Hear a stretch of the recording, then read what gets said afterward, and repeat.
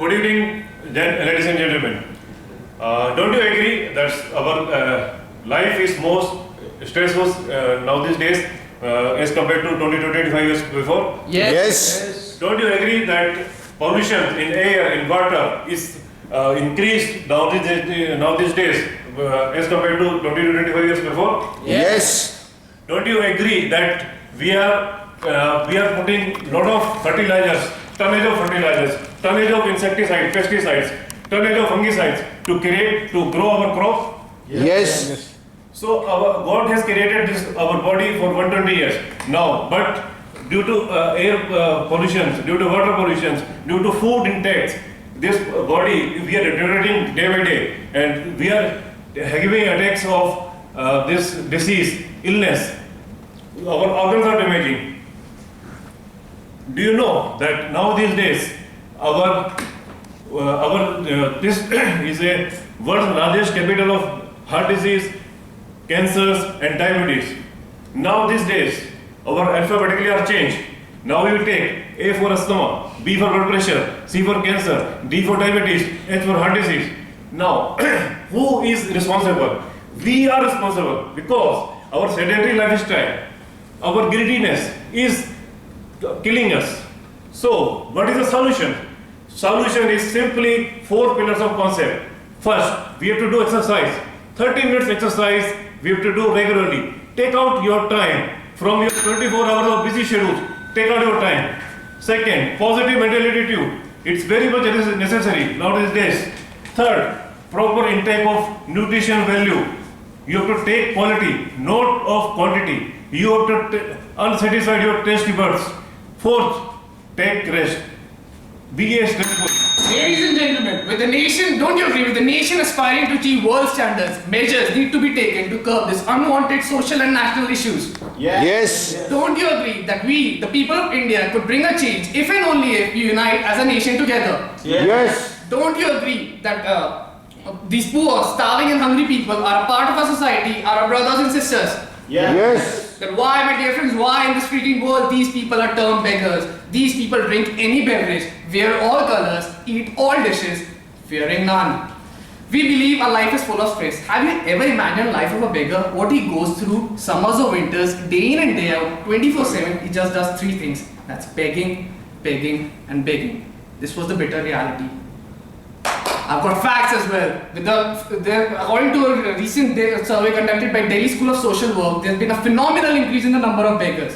Over 60,000 in Delhi, 70,000 in Mumbai, 56,000 in Chennai, and over 70,000 in Kolkata. Beggars have been recorded. Don't you agree with the metro cities are having these many amount of beggars, then the local cities would form a parliament of beggars?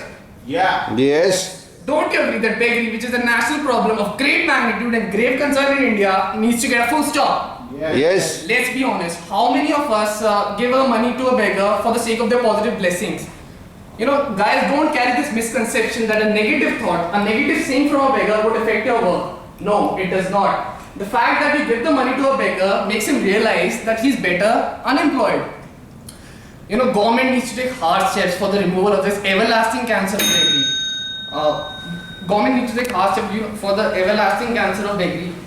Employment opportunities should be provided for the able-bodied, and sponsors should come in large numbers for the disabled. Guys, we're just one step away. One positive step in the removal of this beggary, and sooner rather than later, our country would be a beggar-free country. Don't you agree? Yes. Gentlemen, don't you agree that India is the biggest, second populated country in the world? Yes. Don't you agree that this overpopulation is causing poverty to our country? Yes. So, my dear friends, in our international statistics, we are going to cross the population of China. India is likely to be crushed under the load of its population by 2025. But what this is creating for us, our natural resources are being depleted because of this. They are rationed. This is causing poverty to our country. This is also causing the job हमारी कम हो रही है, jobs के कम होने की वजह से जितने भी हमारे जवान लोग हैं उनको शादी नहीं होती है, तो उस जो शादी नहीं होने से छोकरी नहीं, नौकरी नहीं, इसकी वजह से law and order problem create हो रही है। आप सोशल में देखते हैं करप्शन क्रिएट हो रही है। हमारे कितने लीडर्स हैं जो इस समय करप्शन के खिलाफ जा रहे हैं। But this is the basic cause is our population. उसके बारे में सभी जितने भी हमारे नेता लोग हैं, जितने भी हमारे नेशनल जो गवर्नमेंट के पॉलिसी मेकर हैं, बिल्कुल उसके ऊपर कुछ भी ध्यान नहीं दे रहे हैं। तो मैं ये कहना चाहता हूं कि इसका सोल्यूशन ये है कि हम इनको जगाएं कि वो इसके ऊपर कोई पॉलिसी बनाए ताकि एक नेशनल पॉलिसी बने पॉपुलेशन को कंट्रोल करने के बारे में। Don't you agree with me कि we should make them wake up these our leaders? Thank you. Ladies and gentlemen, don't you agree that India was nicknamed a golden sparrow in olden times? Yes. Don't you agree that 23% of people working in NASA are Indians? Yes. And my friend, don't you agree that 20% of doctors and engineers working abroad are Indians? Yes. Then why, my dear friend, why the problem of poverty still persists in India? Half the population of India cannot afford good food to eat and proper water to drink. These poverty-stricken people do not have enough money to afford good education. People like these cannot afford good shelter as well. Friends, the only reasons behind these problems are unemployment and price rise. It is also due to the improper policies of the government that these problems rise up. Don't you agree that lowering of poverty line by the government has enhanced this problem? Yes. My friend, 62 years, mind you, 62 years of independence have gone by, but these poverty-stricken people haven't experienced the real independence yet. Government keeps on playing politics without caring about these poor people. Friends, we have to do something.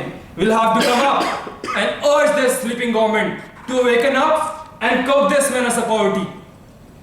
Government should increase the number of schools providing free education to such people so that they can become literate and get good jobs. Government should also fix a reasonable poverty line so that these poverty-stricken people can have access to the maximum of the facilities introduced by the government.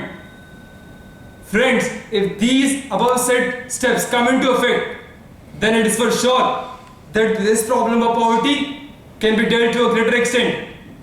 Don't you agree? Yes.